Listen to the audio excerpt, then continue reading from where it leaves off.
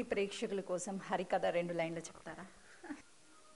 హనుమత్ ప్రభువు సుగ్రీవుడు ఋషిముఖాద్రిపై నుండి భయకంపితుడైపోయాడు. రామలక్ష్మణులను మారువేషాల్లో చూసి వారన్నగారు పంపించినటువంటి వాలి పంపగా వచ్చిన వారేమో వీరిరువురు అని భయకంపితుడై ఉండగా ఆంజనేయ స్వామి వారు సుగ్రీవునకు ధైర్యవచనాలు చెప్పి తాను ఒక బ్రాహ్మణులు రూపం ధరించి రామలక్ష్మణుల వద్దకు వచ్చి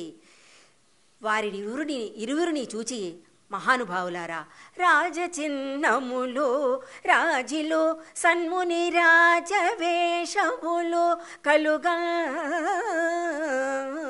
మీరు రాజపుత్రుడా, పూజ్యనీయ ఎతుపొంగవులా తెలియక సందిగ్ధంలో పడ్డాము.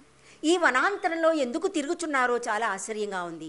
మీ విషయం తెలుసుకున్నటకు చాలా కుతూహలంగా ఉంది అని మాట్లాడుచున్నటువంటి ఆ ఆంజనేయుని యొక్క మృదుమధురోక్తులతో నిండిన మంజుల భాషణం శ్రీరామచంద్రుని ప్రసన్నుని చేసింది. నాన్ ఋగ్వేద వినీతస్య నా యజుర్వేద ధారిణ నా సామవేద విదుష శక్యమేవం ప్రభాషితం. ఋగ్వేద యజుర్వేద సామవేదాలు చదివిన వాడే ఇలా మాట్లాడగలడు. వేదశాస్త్ర పాండిత్య ప్రకర్ష రసాత్తములు భావగర్భితములకు అర్థవంతములైనటువంటి ఈ పదజాల ప్రయోగం శ్రీరామచంద్రుని ఆకట్టుకున్నది.